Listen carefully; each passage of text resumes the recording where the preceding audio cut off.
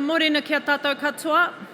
Can I just ask those of you who are at the back of the room to come forth and find yourselves a seat. There's a table up the front here that doesn't have a reserved sign on it. It's okay. It's actually a great seat because you're right in front of the keynote speakers. So if you can't find anywhere, this table here is free. Morena kia tātou katoa. Welcome to your 2025 New Zealand Connections Conference. I was going to say, how long have I been doing this? And I do it exactly the same way every year, and yet still I have to train you. Welcome to your 2025 Sports NZ Connections Conference. There we go. It is an absolute privilege to be back as your MC for the next couple of days, and as I've said before in the past, it is like being home when I come to this conference. So I want to say thank you to you all for the opportunity to play a very, very small part in your conference. Ko Jenny May Clarkson, tōku ingoa, he uri tēnei no ki te taho tōku mama, ki Ngāti Kahu, ki te taho tōku pāpā, Ngāti Maniapoto. I grew up in a small town in Piopio. My mum, she's from up north, Ngāti Kahu, kia ora. Some Ngāti Kahu in the house. And then on my dad's side, Ngāti Maniapoto. Oh, thank you. Thank you. Just one from Ngāti Maniapoto here. Okay, I'll take that. One from each side of my mum and my dad. Anyway, I know that this conference is about much more than sport, but what a weekend of brilliant performances. We had the All Blacks hammering France. We had the Warriors women who had their first ever win at home, up the wahine. And then, of course, we had the Warriors beating the Tigers, and then the Mystics in netball securing a home final in a couple of weeks' time. And unfortunately, our Black Sox, they went down to Venezuela, but how proud are we of them making it through to the World Championship final? I'm sure I've forgotten somebody at this point, but we love seeing our teams at their best, and no doubt many of you in this room have a connection on some level with one or some of those teams or individuals. The next 2 days are all about those connections. For everyone here today working across play, active recreation and sport, to come together, share expertise, challenge thinking and collectively raise the bar for how we help New Zealanders to be active and well. This year's theme, Connecting Generations through Active Recreation and Sport, kia pono ki te kaupapa, kia tika te mahi, me aroha ki te tangata.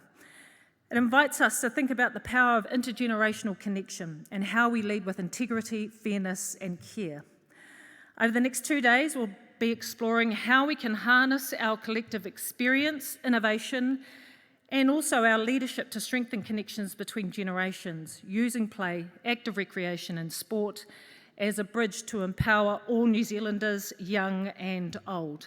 Now, at this point in time, I'm not going to get you to stand up and go to another table, but because this is about the generations, what I thought would be an interesting exercise to do is for you to turn to the person next to you, and I want you to think about a moment in time where there was an impact that was made on you by someone from a different generation, whether that was older or a younger generation.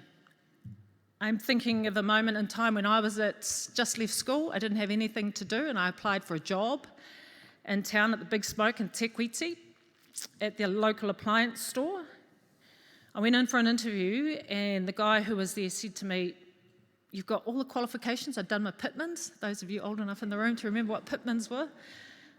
I had all the qualifications to be his office person, and he said to me, "I'm not giving you the job. I would love for you to work here, but I'm not giving you this job. And the reason I'm not giving it to you is because I want you to get out of here. I don't want you to stay here because I see potential of where you could be."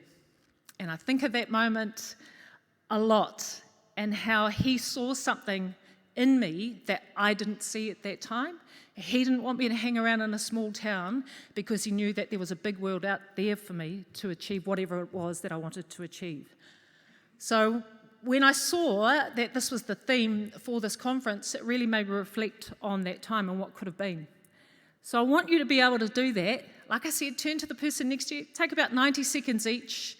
of someone who had an impact on you. It might be now within your workplace, a younger person that has come through, or like me, it might be back when you were a teenager and somebody made a difference in your life. So for the next couple of minutes, I'll give you that opportunity to turn to your right or to your left to share some of those experiences. You all look a little bit stunned, which I love.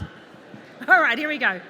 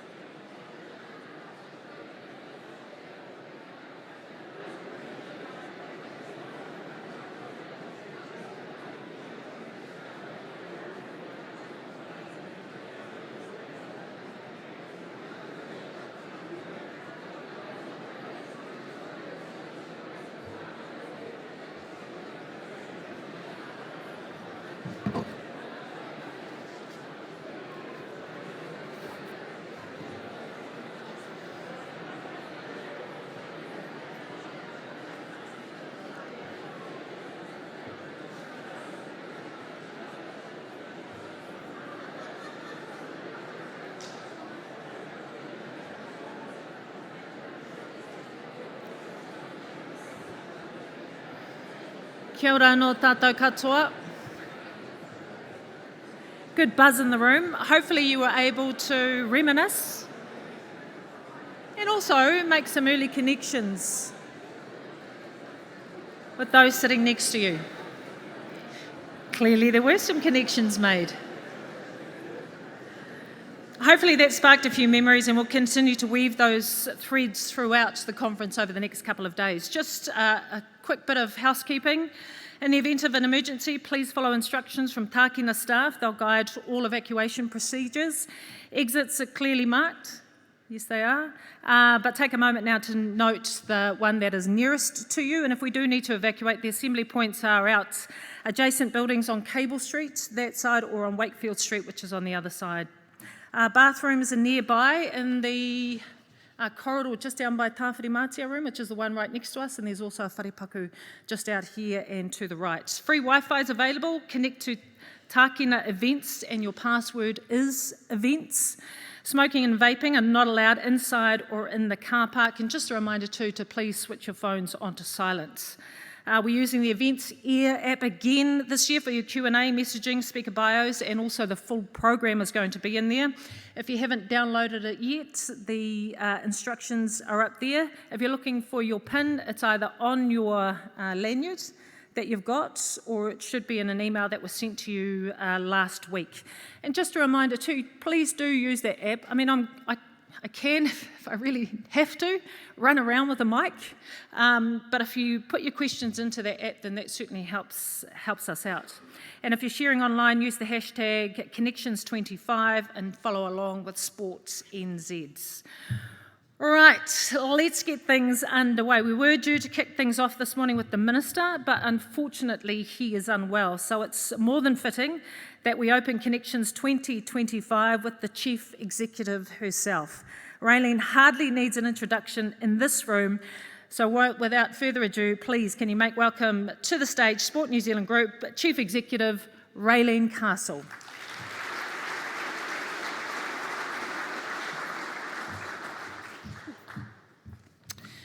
Kia ora tātou. Thank you, Jenny May. It's great to see you back. Thank you.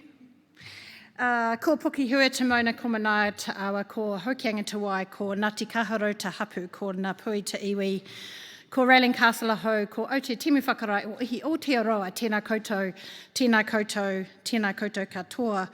Ki Rorokura te ahi ka tiawa, ki te ara, whana kore kaupapa, Māori o ngā kohanga reo o te awa kurarangi, tēnā koutou, tēnā koutou, tēnā koutou katoa. E no varo rangatira mā, no mai, haere mai, welcome to everyone.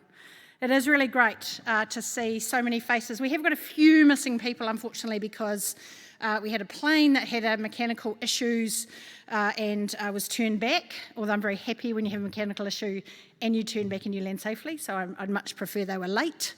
And also fog in Auckland this morning, so we have got a few missing people, but that will fill out during the day. As Jenny May said, unfortunately the Minister is unwell. I don't know whether you've caught up, but he has been the face really of the bad weather, particularly in Tasman. I know has been twice there and has run himself into the ground, and I texted him. I had a text exchange with him this morning, and he is very apologetic not to be here. He was looking forward to it. It is his first opportunity really he's been with the timing to a high performance hui and was very much looking forward to coming and chatting with you all and addressing everyone this morning. And he was going to join us at the awards tonight and present one of the awards. I think that's highly unlikely that he will get here, but we will certainly do all we can to find another way for him to engage. Since we had connections last time, we've had a change of Sports Minister. We started with Minister Bishop, who had some other portfolios, including infrastructure, and we've kept Minister Bishop as an Associate Minister, and his drive and focus on that sort of infrastructure facilities piece, sport diplomacy, major events continues to be a focus, and that's the sort of portfolio that he focuses on. Minister Mitchell very much is the lead. He drives and supports the board and ourselves in the delivery of the strategy, and also is very keen for us to work as much as we can to see if we can bring together the benefits and values of physical activity into that place that he sees so much in his policing portfolio with young offenders, recidivism, and how we can bring that together. So for those of you that read the independent rapid review, I know some read the exec summary, some pored over it and got into great detail. Overall, a process that certainly Sport New Zealand leant into and had some really positive and constructive feedback through that process. What we also had done, though, was identify some funding so that the Minister can actually really work with us to put a stamp on our sector.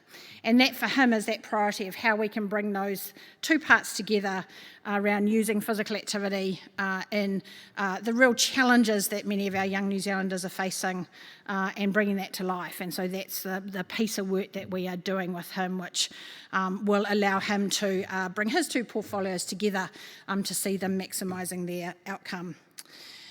So he is, once again, he was very keen for me to make sure that you all understood he's really disappointed not to be able to be here. But he's someone who likes to get out and about. He likes to meet people. He likes to talk to people.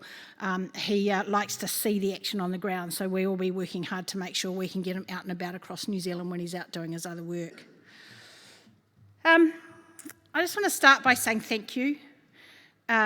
This is 2 days that Sport New Zealand works really hard on to try and bring together and make it a valuable conference so that it's the topics and the content check, challenge, give you something and some learnings to take away that you might not otherwise get exposed to being engaged with.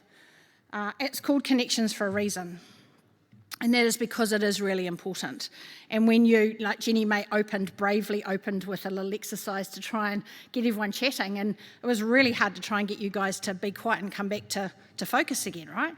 But that's what it's all about. That is that connections and that opportunity to build, to share those stories, to share the learnings, because we're facing many of the same challenges across our sector. We're also, there's lots and lots and lots of successes. And we want to learn from those successes to make sure we're using those in the best possible way that we can. Thank you for what you do every day. If it wasn't for the people in this room, there'd be a lot of young people that wouldn't have opportunities, would miss out on opportunities to actually be physically active, to be engaged, to be connected, to find their whānau, and really to Jenny May's point, to find the thing that might take them into a better place.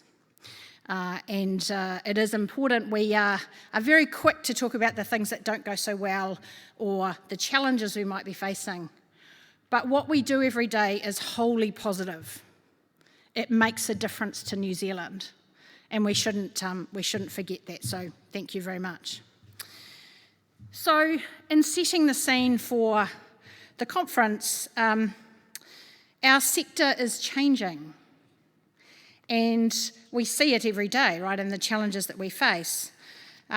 It's not just the new ideas, it's not just technology, it's actually because we are now very intergenerational.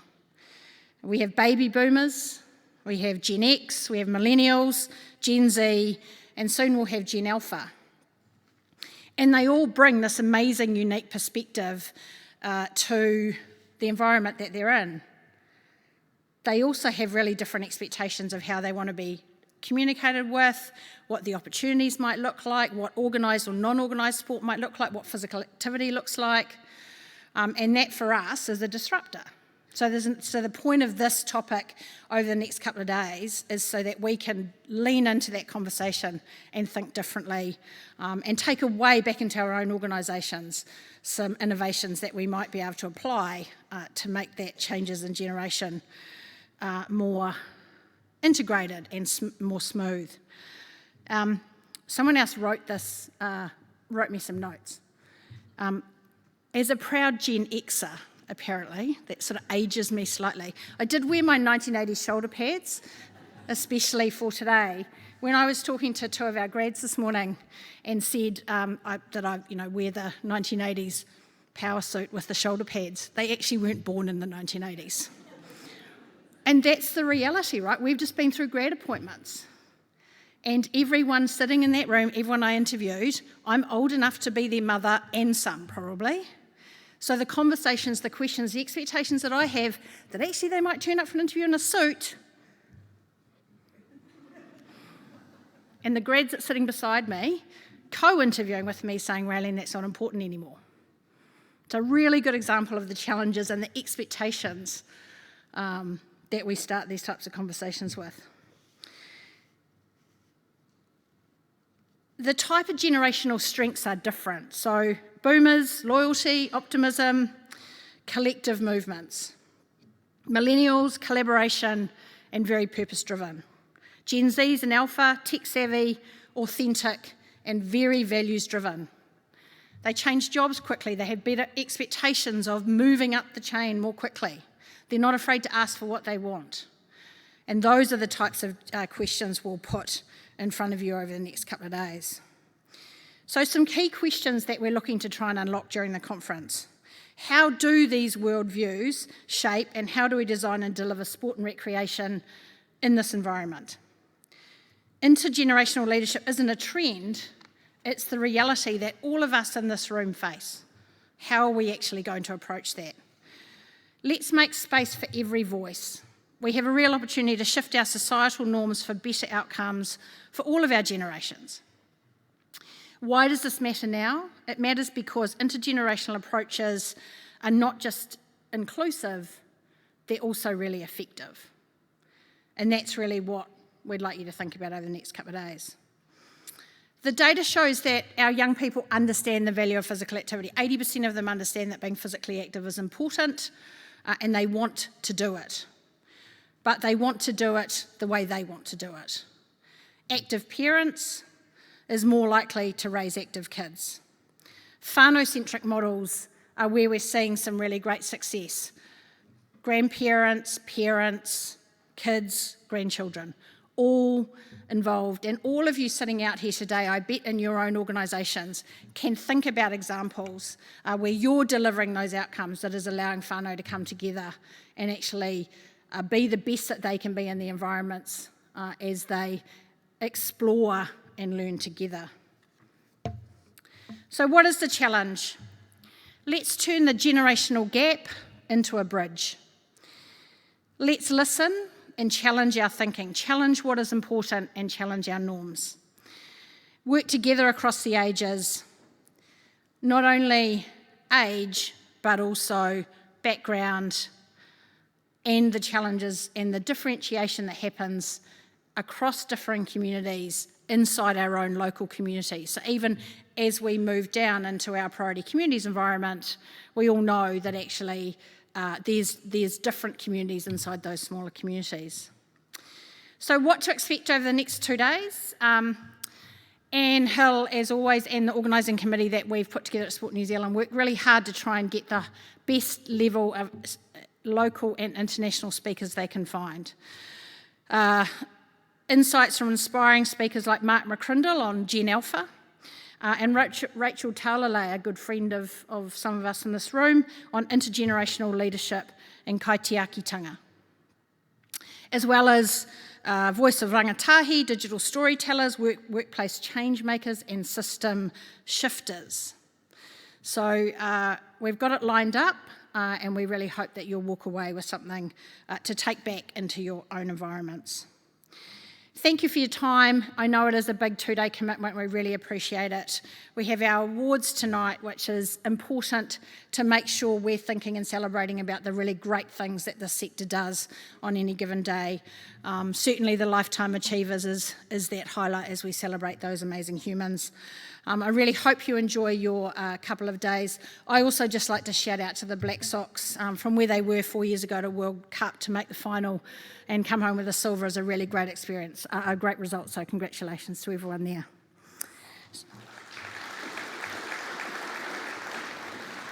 So thanks very much and enjoy the next couple of days. Kia ora.